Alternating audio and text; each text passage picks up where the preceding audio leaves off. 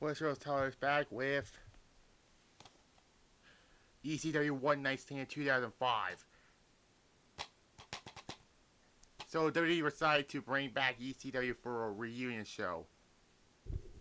Until 2006 when we do that one. Regardless. So, backstory about this. We don't know, ECW went out of business in 2001, and then WWE bought the rights to it in 2003. And then in 2004, they had the Rise and Fall of ECW documentary DVD. Remember when WWE used to have DVDs where it's not just pay-per-views and that?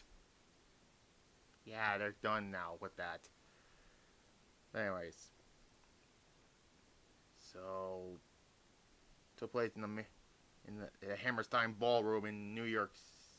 June 12th, it was in the Hammerstein Ballroom in New York City. This was technically a WWE Promos pay-per-view, but this didn't felt like a WWE pay-per-view, but see that WWE logo, home video logo? Yeah. But anyways, let's get on to the show. Now, these matches are not long, but it's an ECW kind of pay-per-view because ECW don't do like long pay-per matches basically, but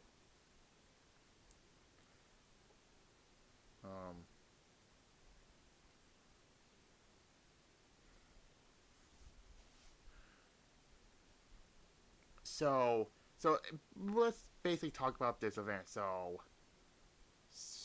there's that.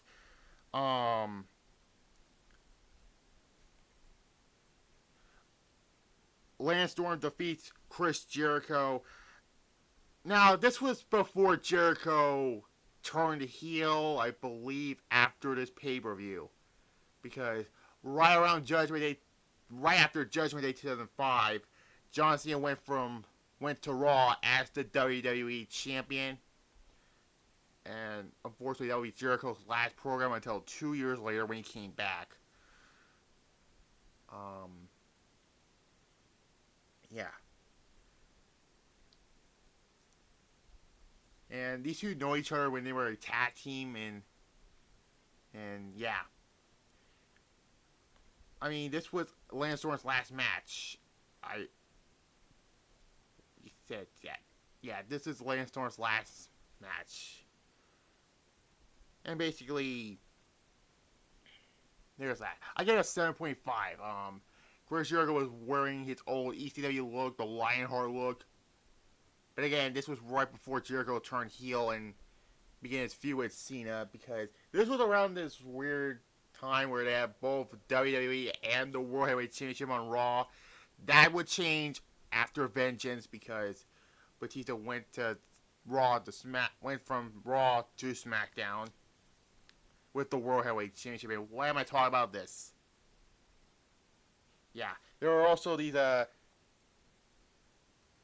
stuff from ECW's past, and there was also the tribute thing where they showed that some of them who unfortunately passed away, like Chris Candido, for example, who passed away right after Lockdown 2005. Yeah. Anyways. There were also some flashbacks to ECW back then, and also, and there's that. Then we get a three-way dance. Super Crazy defeats Tajiri and Little Guido. Again, this was not that long of a a three-way dance, because this is ECW, and yeah. But a fun little three-way dance. And yeah. I give it a 6 out of 10, because it was how short it was. I mean, they had to throw in a lot of people onto this show, because because basically there. Anyways. And then we get Rey Mysterio defeating Psychosis.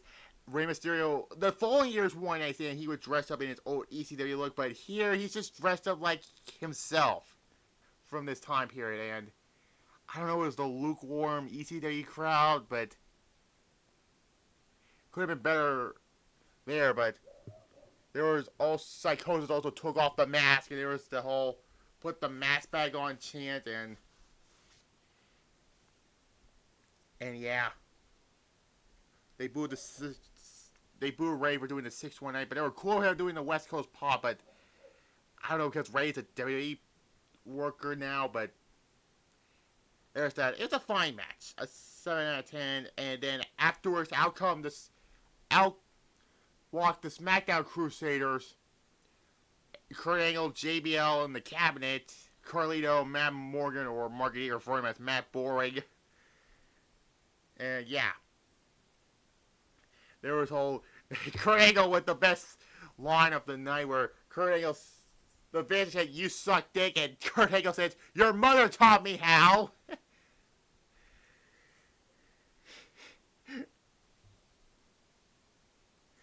And then Rob Van Dam and Bel Alfonso came out. Rob Van Dam unfortunately had a knee injury at some point after, I believe it was 2000, right after, in 2004. Yeah. And he unfortunately had to miss WrestleMania, and he would not come back until 2006 at the Royal Rumble, where we're gonna get to. We'll talk about One Night Stand 06 some point afterwards, because I gotta do some SummerSlams. I'm gonna do 3 actually, because there's one period I want to do on that anniversary. It's a WCW period. I'm gonna tell you what that is. Then gets attacked by Rhino, who, this was right after he got fired, by the way. And that all went to the whole thing with his feud with Jeff Jarrett in 2005, regardless. Then the lights went on, and then Sabu comes in, and then we get an impromptu match. Like randomly out of nowhere, with Sabu defeating Rhino. Both these guys would work in TNA, by the way. Well, I think Sabu was somewhat working for TNA around this time period. But regardless of it, it's a fun match. It was a short match. This was Rhino's last match in WWE, or anything with WWE related, until 10 years later. And regardless of that, 6 out of 10. I don't think Sabu even. Never mind. And then came the Raw Crusaders, Eric Bischoff, Jonathan Coachman, Haven for some fucking reason. I believe this was before he got released. William Regal. Edge, this was around the time he took Leah from Matt Hardy. We'll get to the Paul Heyman promo near it. Christian, Tom Cole, and I believe some others as well. Because this was around the build toward, it was not much of a build basically, but it was mostly just Eric Bischoff wants to bury ECW, and then Paul Heyman wants to do the one night stand thing or something like that. And then we get Chris Benoit defeating Eddie Guerrero. I don't think Eddie Guerrero even care about this match or something, but the fans were chanting "fuck you, Bischoff" during this match. That's one thing I didn't like about this match, but regardless of it, and yeah, just like Rey Mysterio, Benoit and Eddie did not wear their ECW looks. They're wearing their current WWE looks. I have no clue. Maybe they don't want to, or something like that, but this was around the time when Eddie Guerrero had that feud with Rey Mysterio, because this was around the time Eddie Guerrero turned heel. And this was before he sadly died. And I don't mean to look down on this, but Benoit did beat Eddie with the crossface. Eddie did not sold it well. I don't think Eddie. I don't know what was the whole thing of this. I think this was their last match against each other.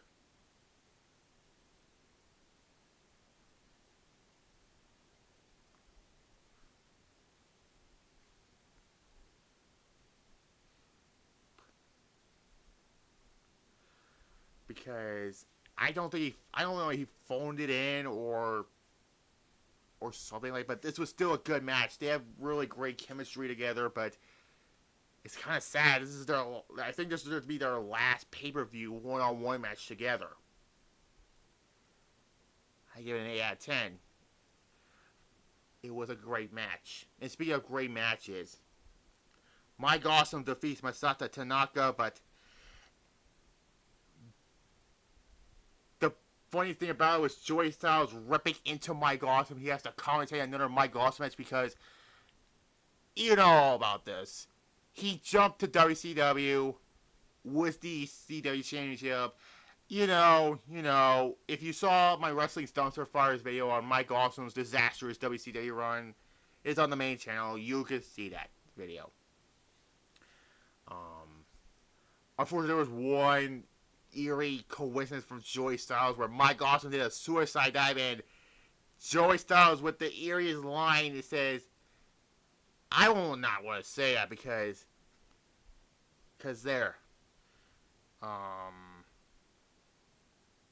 But yeah, it was a hard-hitting match. A 9.5 out of 10. Best on the night. This is unfortunately Mike Awesome's last match. And yeah. Now before the main event, Joey Styles and Mick Foley was doing commentary. I gotta tell you, Mick Foley was not the best commentator ever, but he was not annoying because he can't talk, okay? But he was not a great commentator in 2008. He was not good in 2008. And regardless of it, they were saying thank you for buying the Rise and Fall of ECW DVD, which, again, remember when they used to have cool DVDs like that? Then out came Paul Heyman. He was thanking the fans, and then he works up to the Crusaders, the Raw and SmackDown Crusaders. Then talking shit about Eric Bischoff, and then the two, which was hide your wives and Edge.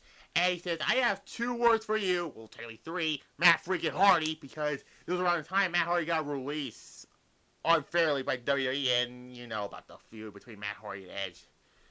Alright, I did that with SummerSlam and Unforgiven last year. I don't want to go into full details about that again. And then he went to JBL. He says, the only reason you were WWE Championship for a year is because Triple H didn't want to work Tuesdays. ... We'll say that by Great American Bash Show 4 in a few weeks.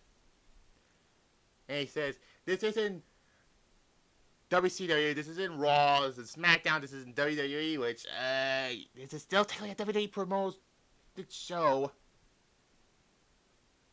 Even though it doesn't feel like one, but saying this is EC fucking W, even though they censored the F-bombs on this show, but, yeah.